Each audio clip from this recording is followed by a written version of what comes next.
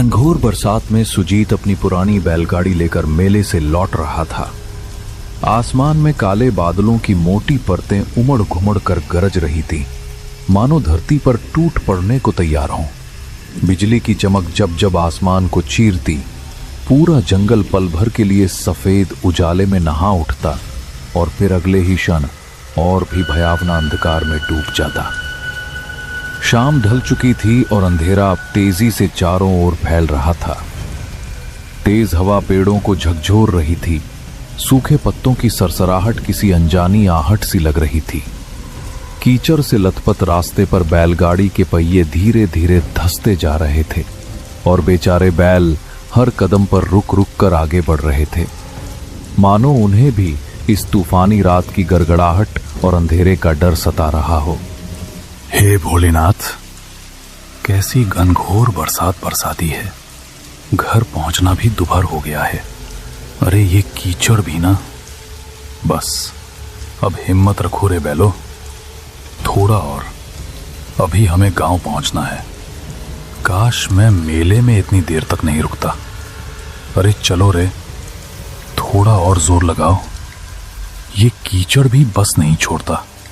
अरे बाप रे, ये बिजली तो सिर पर ही गिरी लगती है। मेले की वो भीड़ अब किसी सपने जैसी लग रही है। यहां तो बस डर ही डर है। ये कैसी रात है, बारिश रुकने का नाम ही नहीं ले रही। अरे भोलेनाथ, कहीं ये वही रास्ता तो नहीं जहां की कहानियां लोग सुनाते हैं।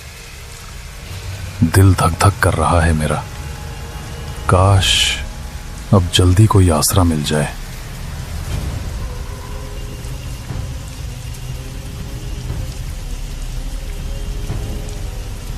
बारिश अब और भी तेज होती जा रही थी। बूंदें इतनी वेग से गिर रही थीं कि चेहरे पर पड़ते ही हल्की सी चोट का एहसास होता था। आसमान में बिजली बार बार चमक रही थी और बादलों की गड़गड़ाहट से धरती जैसे कांप उठती थी। चारों ओर सन्नाटा पसरा हुआ था, न कोई इंसान, न कोई आवाज, बस बारिश की लगातार ध्वनि और दूर कहीं से आती जंगली जानवरों की डरावनी आवाजें। सुजीत का दिल जोर जोर से धड़कने लगा। उसने इस रास्ते के बारे में कई डरावनी कहानियां सुनी थीं। दिन में यह रास्ता सुरक्षित लगता था, मगर इस तूफानी रात में सब कुछ भयानक रूप ले चुका था। तभी अचानक उसे दूर कहीं से मंदिर की घंटी की आवाज सुनाई दी। अजीब बात यह थी कि वो आवाज बारिश के शोर के बीच भी साफ और गूंजती हुई सुनाई दे रही थी। सुजीत ने ध्यान से सुना। हां, ये निश्चित ही किसी मंदिर की घंटी थी। अरे ये आवाज, ये तो मंदिर की घंटी जैसी लग रही है। हां बिल्कुल, पर इतनी तेज बारिश में कौन बजा रहा होगा इसे? सुजीत ने बैलों को उस आवाज की दिशा में मोड़ दिया। कुछ दूरी तय करने के बाद उसे घने पेड़ों के बीच एक बहुत ही पुराना शिव मंदिर दिखाई दिया। मंदिर पत्थरों से बना था और देखने में काफी जर्जर व प्राचीन लग रहा था, पर अजीब बात यह थी कि उसके भीतर से हल्की सी रोशनी झिलमिला रही थी। सुजीत ने अपनी बैलगाड़ी मंदिर के पास रोकी और उत्सुकता व डर के मिले जुले भाव के साथ जल्दी से मंदिर के अंदर चला गया। मंदिर बाहर से जितना पुराना लग रहा था, अंदर उतना ही स्वच्छ और शांत था। शिवलिंग के सामने अगरबत्तियां जल रही थीं और चारों ओर दूध और चंदन की हल्की सी खुशबू फैली हुई थी। ऐसा लग रहा था जैसे किसी ने अभी अभी पूजा की हो, मगर वहां कोई दिखाई नहीं दे रहा था। कोई है यहां? कृपया बाहर आइए, मैं रास्ता भटक गया हूं। बारिश बहुत तेज हो रही है, रास्ता कीचड़ में डूब गया है। बैल भी थक गए हैं। अगर थोड़ी देर यहीं रुक जाऊं तो कोई आपत्ति तो नहीं? अजीब है, मंदिर में रोशनी जल रही है, अगरबत्तियां भी सुलगी हैं, फिर कोई दिख क्यों नहीं रहा? कुछ देर बाद मंदिर के पीछे वाले कमरे से एक वृद्ध साधु प्रकट हुए, जिन्होंने गेरुए वस्त्र धारण कर रखे थे। उनकी लंबी सफेद दाढ़ी छाती तक लटक रही थी और माथे पर त्रिपुंड का गाढ़ा चिन्ह बना था। उनकी आंखों में गहरी शांति थी, पर चेहरे पर किसी गहरी चिंता की छाया साफ झलक रही थी। कौन हो तुम बेटा? इस तूफानी रात में यहां कैसे आ पहुंचे? महाराज, मैं पास के गांव से लौट रहा था। मेला देर तक चला गया, इसलिए देर हो गई। रास्ते में इतनी भयंकर बारिश शुरू हो गई कि कुछ सूझा ही नहीं। तभी मंदिर की घंटी की आवाज सुनी और यहां चला आया। वे कुछ क्षणों तक सुजीत को निहारते रहे, मौन और स्थिर। फिर धीरे धीरे शांत स्वर में बोले, इस समय जंगल में रुकना उचित नहीं है। ये जगह दिन में भले शांत लगे, पर रात में इसका रूप बदल जाता है। हर आवाज का यहां कोई ना कोई अर्थ होता है और हर सन्नाटे में कोई छिपा हुआ स्वर। बेटा, अगर तुमने बाहर की घंटी सुनी है तो जान लो, वो हर किसी को नहीं बुलाती। मगर महाराज, आप कह रहे हैं कि वो घंटी हर किसी को नहीं बुलाती। इसका क्या मतलब है? साधु ने एक गहरी सांस ली। उनकी आंखों की शांति अब गंभीरता में बदल गई। कुछ पल तक वे मौन रहकर सुजीत को ध्यान से देखते रहे, मानो उसके भीतर कुछ खोज रहे हों। फिर धीरे से बोले, बेटा, आज की रात यही मंदिर में रुक जाना। बाहर तूफान अभी थमने वाला नहीं है, मगर मेरी बात ध्यान से सुन। आधी रात के बाद अगर कोई आवाज सुनाई दे, चाहे कोई पुकारे, रोए या तुम्हारा नाम ले, किसी भी हालत में इस मंदिर की सीमा के बाहर मत जाना। याद रखना, हर आवाज इंसान की नहीं होती। सुजीत को साधु की बात कुछ अजीब जरूर लगी, पर उनके चेहरे पर झलकती गंभीरता देखकर साफ महसूस हो रहा था कि वे मजाक नहीं कर रहे थे। जी महाराज, मैं आपकी बात का ध्यान रखूंगा। चाहे कैसी भी आवाज क्यों ना सुनाई दे, मैं मंदिर के बाहर कदम नहीं रखूंगा। उसने मन ही मन सोचा कि शायद रात में यहां जंगली जानवर आ जाते होंगे, इसलिए साधु महाराज उसे डराकर सावधान करना चाह रहे हैं।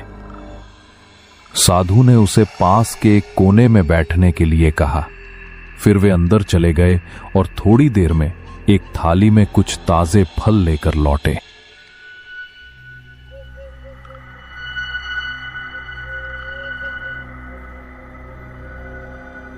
लो बेटा, ये कुछ ताजे फल खा लो। रास्ता लंबा था, शरीर को आराम और भोजन दोनों की जरूरत है। बाहर तूफान है, इसलिए आज यहीं ठहर जाओ। भगवान शिव की शरण में हो, चिंता मत करो, सब ठीक रहेगा। सुजीत ने शांति से फल खाए और पानी पिया। साधु महाराज ने उसे एक पुरानी चटाई और कंबल दिया ताकि वो आराम कर सके। सुजीत ने श्रद्धा से भगवान शिव को प्रणाम किया और मंदिर के एक कोने में जाकर लेट गया। थकान के मारे उसकी आंखें धीरे धीरे बंद होने लगीं। बाहर रात अब और गहरी हो चली थी। बारिश अब भी जोरों पर थी और हवाएं मंदिर की दीवारों से टकराकर सनसनाती हुई गुजर रही थी। सुजीत नींद में जाने ही वाला था कि अचानक उसे एक अजीब सी आवाज सुनाई दी। पहले तो वो बहुत धीमी थी, पर कुछ ही पलों में वो आवाज धीरे धीरे तेज होती चली गई। सुजीत बेटा, बाहर आ जा। देख, मैं यहां हूं। डर मत, मैं तेरी मां हूं। तू इतनी देर से लौटा नहीं, मैं तुझे ढूंढती ढूंढती यहां तक आ गई। बेटा, बस एक बार बाहर आ जा। देख, तेरी मां तुझे बुला रही है। मेरे पास आ जा सुजीत। तू मुझे पहचानता है ना? मेरी आवाज सुन, मैं तुझसे मिलने आई हूं बेटा। सुजीत, मेरी बात सुनो बेटा, मैं बड़ी मुसीबत में हूं। कोई मुझे यहां से ले जाओ, वरना मैं बच नहीं पाऊंगी। तू तो मेरा साहसी बेटा है ना, बस एक बार बाहर आ जा, मुझे तेरी जरूरत है। देख, मैं यहीं तेरे मंदिर के बाहर खड़ी हूँ, ठंडी बारिश में भीग रही हूँ। जल्दी आ बेटा, मुझे बचा ले। वो चौंक कर उठ बैठा। उसके चारों ओर सन्नाटा पसरा था, पर वो आवाज अब और स्पष्ट सुनाई दे रही थी।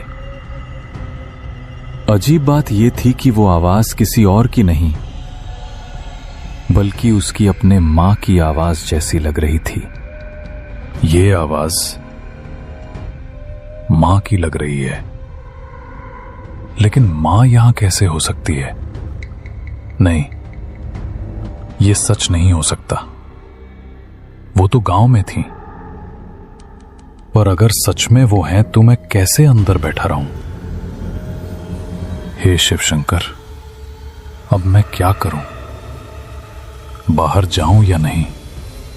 सुजीत का दिल जोर जोर से धड़कने लगा, मानो उसकी छाती से बाहर निकल आएगा।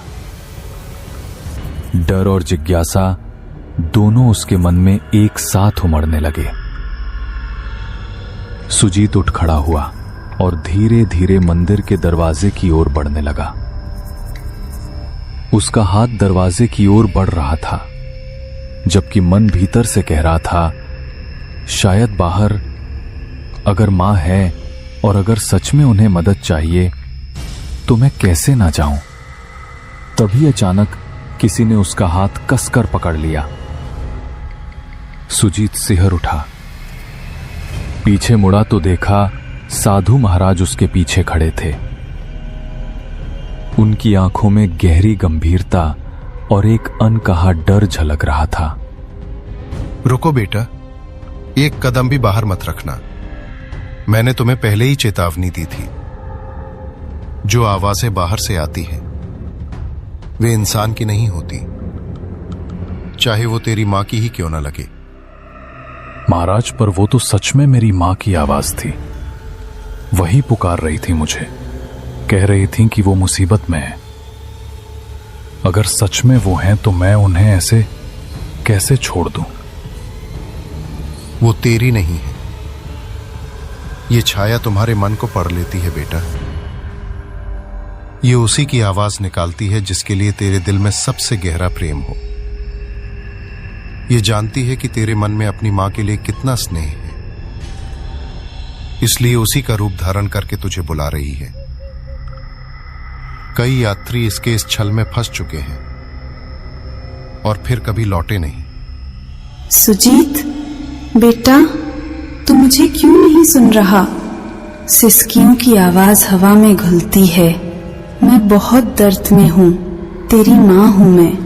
देख, मैं यहीं बाहर हूं, बारिश में भीग रही हूं। रोने की धीमी टूटी हुई आवाज सुनाई देती है। मुझे अकेला मत छोड़ बेटा, बस एक बार बाहर आ जा। अगर तू नहीं आया तो मैं बच नहीं पाऊंगी सुजीत। महाराज, छोड़ दीजिए मुझे। वो मेरी मां है, उनकी आवाज मैं पहचानता हूं। आप समझ नहीं रहे, वो मुसीबत में है। मुझे उनकी मदद करनी ही होगी। कृपया जाने दीजिए, मैं उन्हें ऐसे नहीं छोड़ सकता। वो मुझे पुकार रही हैं महाराज। याद रखना, अगर तू बाहर गया तो तेरा नाम भी उनमें शामिल हो जाएगा। साधु ने झटके से सुजीत को वापस अंदर खींच लिया और जमीन पर बिठा दिया। फिर वे सीधे शिवलिंग के सामने जाकर पद्मासन में बैठ गए और ऊंचे स्वर में मंत्र जपने लगे। ओम नमः शिवाय, ओम त्र्यंबकम यजामहे सुगंधिम पुष्टिवर्धनम, ओम नमः काल भैरवाय, ओम हौजू सह रुद्राय नमः। हर हर महादेव, रक्षामि रक्षामि महाकाल देव। पंडित, तुम कितना भी मंत्र जाप कर लो, मुझे नहीं रोक पाओगे। मैं फिर आऊंगी, बार बार आऊंगी। जब जब कोई इस मंदिर में कदम रखेगा मैं उसे पुकारूंगी। तुम मुझे बांध नहीं सकते। मेरी छाया हर दिशा में फैली है, हर हवा में मेरा नाम गूंजता है। ओम नमः शिवाय। उनके मंत्रों की गूंज पूरे ओम मंदिर में फैल गई। गई। सुगंधिम पुष्टि। दीवारें मानो उस ध्वनि से कांप उठी। ओम नमः काल भैरवाय। धीरे धीरे ओम बाहर मौजूद की आवाज सहस्राय धीमी नमः। पड़ने लगी, हर हर मगर महादेव। पूरी तरह से थमी नहीं। रक्षामि रक्षामि। साधु ने मंत्र जाप महाकाल। जारी रखा। उनके माथे पर पसीने की बूंदें चमकने लगी थीं और पूरा मंदिर एक अजीब रहस्यमयी ऊर्जा से भर गया था। सुजीत डर के मारे कांप रहा था। उसका दिल तेजी से धड़क रहा था। अब डर मत करना बेटा, वो शक्ति अब लौट गई है। इस मंदिर की रक्षा स्वयं भोलेनाथ करते हैं। तुम अब निश्चिंत होकर सो जाओ, मैं यहीं बैठा रहूंगा। कुछ देर बाद बाहर की सारी आवाजें एकदम थम गईं। अब बस बारिश की लगातार गिरती बूंदों की आवाज रह गई थी। सुजीत कांपते हुए वापस अपनी चटाई पर लेट गया, मगर उसकी आंखों में नींद कहां थी। वो पूरी रात जागता रहा। हर आहट पर उसका दिल सहम उठता था। जब सुबह की पहली किरण मंदिर के अंदर पहुंची तो सुजीत धीरे धीरे उठा और बाहर निकल आया। बारिश अब थम चुकी थी, लेकिन मंदिर के चारों ओर जमीन पर अजीब से पैरों के निशान बने हुए थे, जैसे कोई अनजानी चीज रात भर मंदिर के इर्द गिर्द घूमती रही हो। तभी साधु महाराज अपनी कुटिया से बाहर आए। उन्होंने चारों ओर देखा और गहरी सांस ली, मानो किसी लंबे संघर्ष के बाद राहत मिली हो। देख रहे हो बेटा, ये निशान, ये उसी छाया के हैं जो पूरी रात मंदिर के चारों ओर मंडराती रही। वो कोशिश कर रही थी कि तुम्हें बाहर खींच ले जाए, तुम्हारे मन के प्रेम का इस्तेमाल करके तुम्हें अपने जाल में फंसाए। पर भगवान शिव की कृपा से वो इस मंदिर की सीमा पार नहीं कर सकी। ये रेखाएं उसकी असफलता की निशानी है। वो अब भी मुक्ति नहीं पा सकी, इसलिए हर तूफानी रात में लौटती है, किसी नए मन को बहकाने। महाराज, ये छाया आखिर कौन है? क्यों हर रात यहां आती है और क्यों मुझे अपनी मां की आवाज में बुला रही थी? इसका क्या रहस्य है? इसकी पिछली कहानी क्या है? बेटा, ये छाया कोई साधारण आत्मा नहीं है।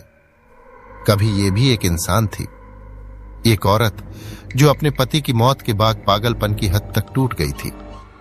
कहा जाता है कि वो अपने दुख में इतनी डूब गई कि उसे जीते जी शांति नहीं मिली। एक तूफानी रात में उसने इसी जंगल में अपनी जान दे दी। तभी से उसकी आत्मा इस जगह से बंध गई। वो अब भी अपने अकेलेपन और दर्द से मुक्त नहीं हो पाई है।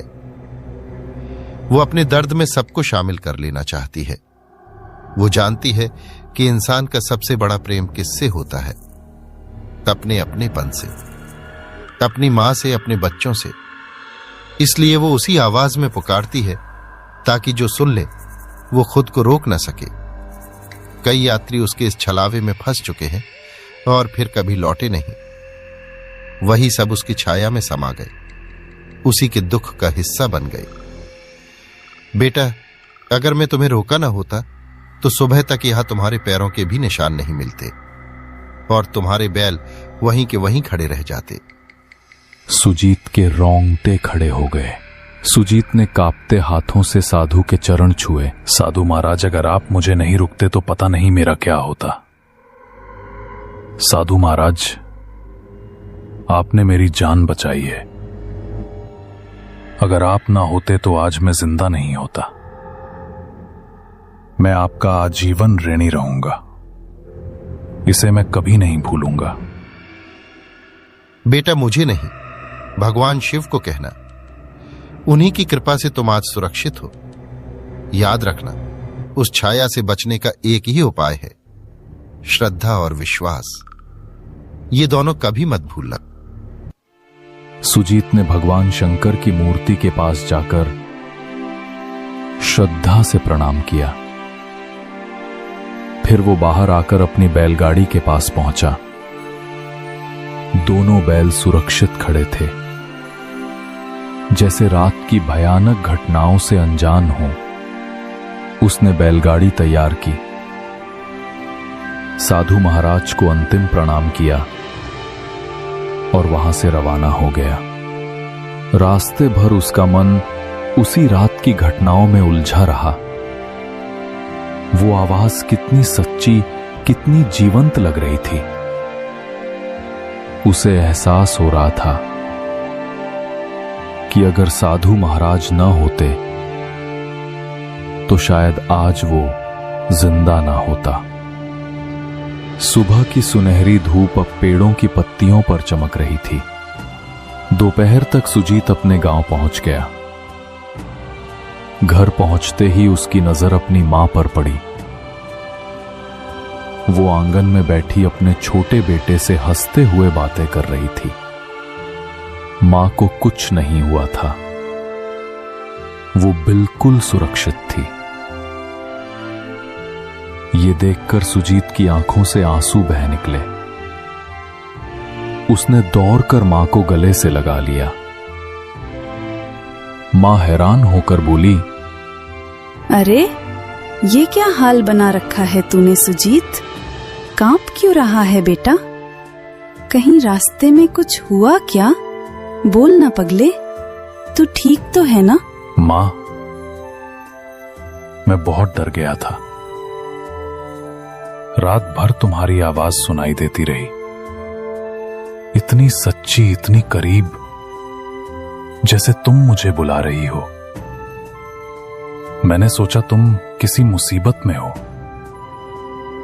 अगर साधु महाराज मुझे न रोकते तो शायद मैं आज तुम्हारे सामने न होता। सुजीत ने अपनी मां को रात की सारी घटना बताई। उसकी बात सुनकर मां की आंखों में डर और हैरानी दोनों छलकने लगी। धीरे धीरे ये खबर पूरे गांव में फैल गई। सबको मालूम हो गया कि उस जंगल में रात के समय कुछ अनहोनी घटती है। तब से किसी में भी इतनी हिम्मत नहीं रही कि अंधेरा होने के बाद उस रास्ते पर कदम रखे। अगर कोई अनजान यात्री भटक जाता तो गांव वाले उसे शिव मंदिर का रास्ता दिखा देते, जहां साधु महाराज निवास करते थे। अब सुजीत हर महीने मंदिर जाता, श्रद्धा से साधु महाराज के चरण छूता और पूजा का सामान व फल अर्पित करता।